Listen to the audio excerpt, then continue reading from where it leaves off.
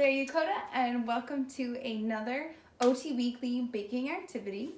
So, I will tell you, there were a little bit of technical difficulties, and so half of this is done, and I will talk you through it, and we'll do the other half together. Let's start by looking at ingredients so that you can go get them. You can press pause after you've seen them, collect them, and come back to the video. All right. We're going to start with vanilla. You need vanilla extract. You'll need a teaspoon of that. You will need some salt, some table salt. You will need baking soda. You will need honey or maple syrup. Either one is fine. Let's see my honey bottle. You will need some pumpkin. So I have a pumpkin puree right from the commissary. That is a great place to get it. Some cocoa powder. You could do dark or you could do regular. It's up to you. You will need almond butter or peanut butter.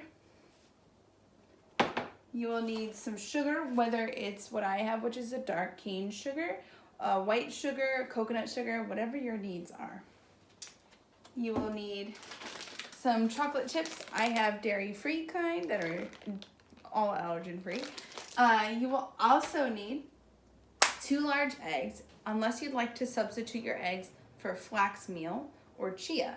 For both of those, if you have a tablespoon of one, you do 3 parts water. So 1 tablespoon to 3 tablespoons of water. But let's get to it.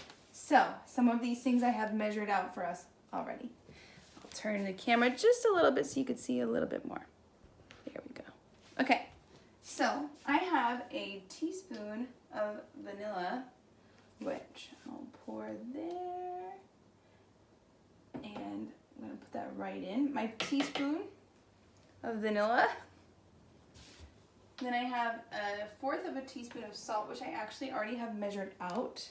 It looks just like that. 1/4 of a teaspoon of salt. Put that in there.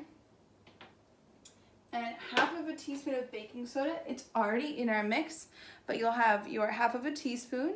You want to make sure that it is flat. So when you grab it, put it in there, get a flat amount of baking soda. Put that in your bowl. The honey, you will be putting in 1/4 of a cup. So my measuring cup, I have already done all of my wet ingredients in there already. So I did 1/4 of a cup of honey or maple syrup. If you put it in there and you have a hard time getting it out, you can use a hot spoon instead, so hot water on your spoon, and pour that in there. For your pumpkin puree, this is 1/2 of a cup, which is actually not that much. It's about 2 big spoonfuls into your measuring cup.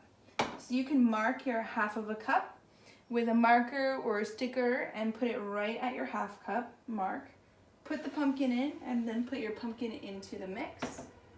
You need 1/4 of a cup, I believe. Yeah, 1/4 of a cup of your hot cocoa mix, your Hershey's cocoa mix.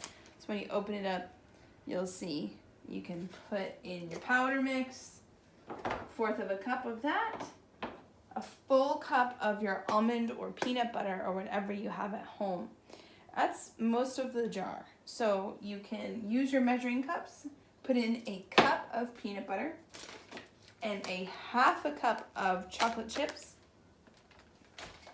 And you will also need your sugar, which again, you could do whatever you want. That's 1/2 of a cup, which those things are already in my mix. So now everything is in there. Kind of looks like that. Yeah. We're gonna give that a stir. In the meantime, you'll be wanting to get a baking pan ready. We'll do that all together. And you'll be putting this in the oven.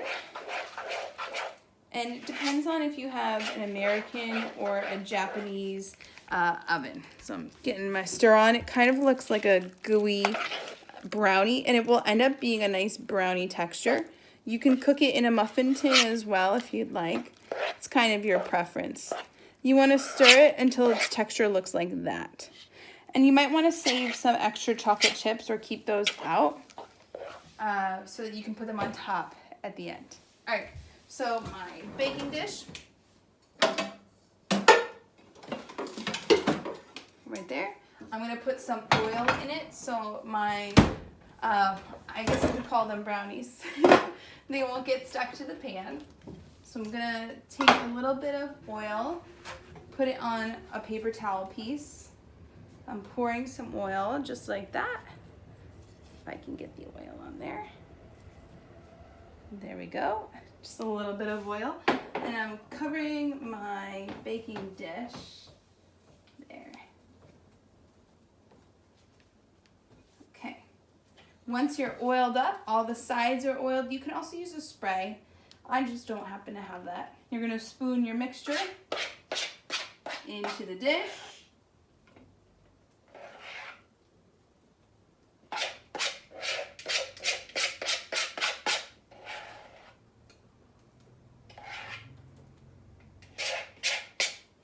Get everything out of there. You don't want to leave any of this behind. And then you're gonna smooth it out. So you'll notice it's like kind of a big clump. You want it to get across your whole pan. So make sure it gets all the way layered and it's even and smooth. You can use a spatula if you have it. I'm using my spoon, which is perfectly fine, meaning that they'll both work and there will be a little bit less cleaning for me, which I always enjoy.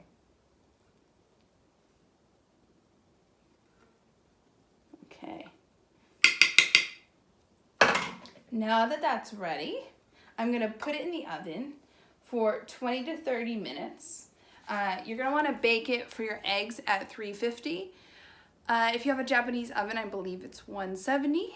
And when you take it out, you wanna make sure that you put your fork in it and nothing comes off on your fork. Okay, let me know how it goes and have fun eating.